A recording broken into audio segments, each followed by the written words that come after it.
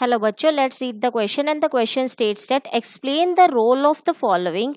Part A, NaCN in the separation of ZnS and PbS. Part B, SiO2 in metallurgy of Cu containing Fe as impurity. Part C, iodine in the refining of Ti. So basically यहाँ पर हमें different जो यहाँ पे role बताने हैं NaCN, SiO2 का and iodine का इन डिफरेंट टेक्निक्स. सो यहाँ पर जो की कॉन्सेप्ट होगा that will be methods of refining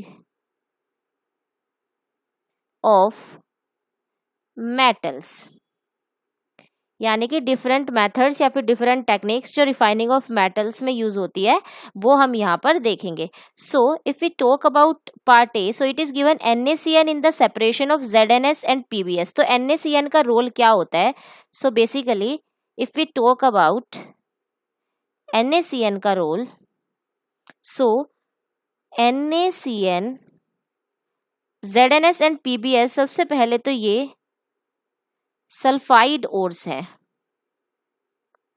these are sulphide ores. सो जो NaCN है ये यूज होता है एज डिप्रेसेंट, यानी कि एक टेक्निक होती है जो होती है फ्रोथ फ्लोटेशन प्रोसेस. इसके थ्रू हम सेपरेट करते हैं टू सल्फाइड ओर्स को. जैसे कि यहाँ पे हमारे पास ZnS एंड PbS है तो फ्रोथ फ्लोटेशन प्रोसेस का यूज करेंगे. सो बेसिकली यहाँ पर क्या होता है, हमारे पास यहाँ पर आ जाता है जब हम फ्रोथ फ्लोटेशन प्रोसेस यूज करते हैं तो यहाँ पर होता है वाटर एंड यहाँ पर ऊपर आ जाती है फ्रोथ लाइक दिस. नाउ अब क्या होता है इस प्रोसेस के अंदर, जब NaCN इसके अंदर ऐड किया जाता है एज डिप्रेसेंट, तो जो हमारी यहाँ पर इम्प्योरिटीज होती हैं वो वाटर के अंदर रह जाती है, एज वेल एज जो ZnS है यानी कि जो जिंक की सल्फाइड ओर है वो भी इम्प्योरिटीज के साथ रह जाती है. एंड यहाँ पर जो ऊपर हमारे पास आ जाती है वो आ जाती है PbS. सो बेसिकली ये जो NaCN है ये एज डिप्रेसेंट वर्क करता है in separation of ZnS and PbS. उसके बाद यहाँ पर क्या होता है, second part is B part. यहाँ पर हमसे पूछा गया है SiO2 in metallurgy of Cu containing Fe as impurity. तो यहाँ पे हमारे पास बेसिकली क्या दिया गया है कि जो Fe है it is present as impurities और इम्प्योरिटीज को हम बोलते हैं gangue in metallurgy. So Fe as impurities present है. तो इसमें जो ये SiO2 है इसका जो रोल होता है वो बेसिकली होता है एज फ्लक्स. ये फ्लक्स की तरह बिहेव करता है. सो बेसिकली जो फ्लक्स होता है ये वो केमिकल और मटेरियल होता है जो कि हम ऐड करते हैं मोल्टन मेटल्स में ताकि वो इम्प्योरिटीज के साथ बाइंड कर सके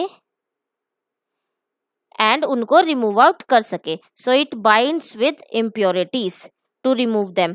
एंड बेसिकली यहाँ पे क्या होगा कि जो यहाँ पे Fe है and we know it is impurities, जो SiO2 है वो फ्लक्स की तरह काम कर रहा है. तो बेसिकली यहाँ पर क्या होगा, ये Fe और SiO2 Fe के साथ बाइंड करके स्लैग की फॉर्मेशन कर लेगा which is FeSiO3. This is the slag.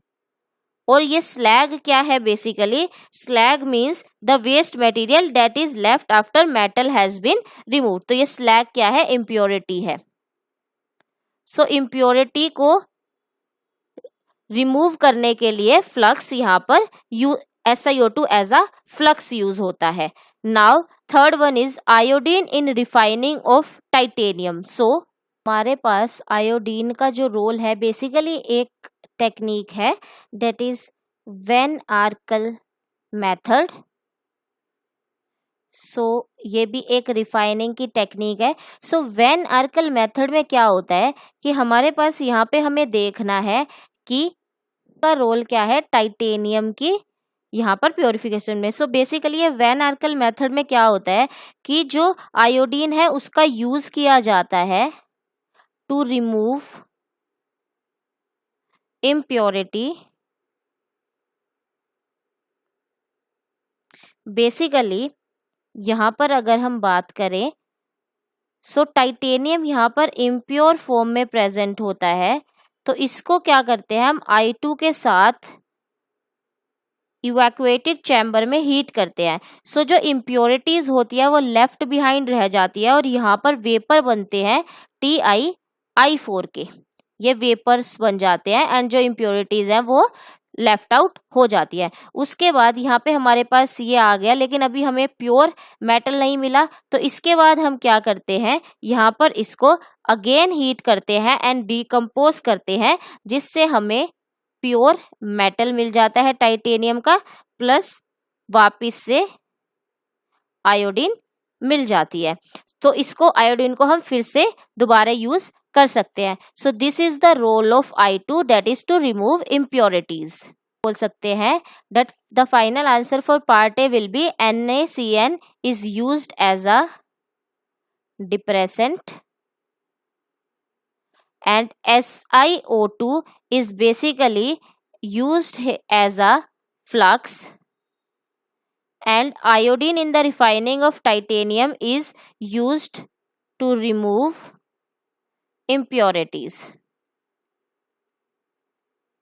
I hope you understood the solution. All the very best.